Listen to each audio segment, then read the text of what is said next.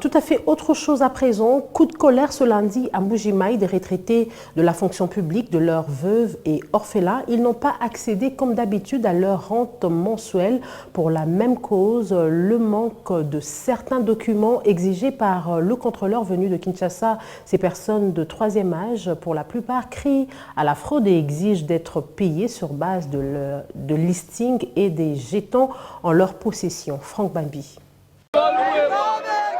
C'est sur base de listing et de jetons que ces retraités de la fonction publique sont habituellement payés. Mais pour accéder à leur rente du mois de mai dernier, ces bénéficiaires doivent produire plusieurs documents tels que l'extrait de mariage pour le veuve et les jugements supplétifs pour les enfants de retraités. Des nouvelles conditions difficiles à remplir vu la modicité de la rente.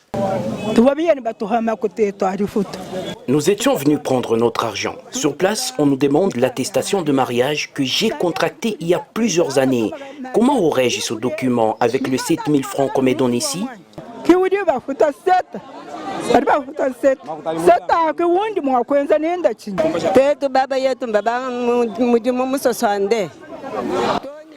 Mon mari a été retraité après avoir travaillé depuis 1962. Jusqu'à ces jours, il attend sa pension. Voilà que nous venons aujourd'hui pour prendre notre rente de 9000 francs. On nous exige un tas de documents. C'est une mission dépêchée de Kinshasa pour identifier le retraité de la province qui a initié cette nouvelle procédure. En Mbuji-Mayi, le rentier de la fonction publique la juge trop exclusive.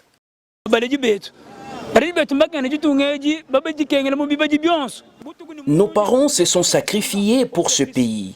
Ils ont laissé des ordonnances et des arrêtés dans nos maisons. Cependant, beaucoup d'entre nous ont perdu certains de ces documents dans plusieurs circonstances.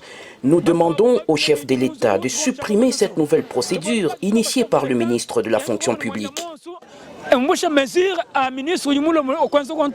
Il a fallu l'intervention de la police nationale congolaise pour calmer la tension qui a prévalu ce matin au bâtiment administratif de Mbuji-Mayi.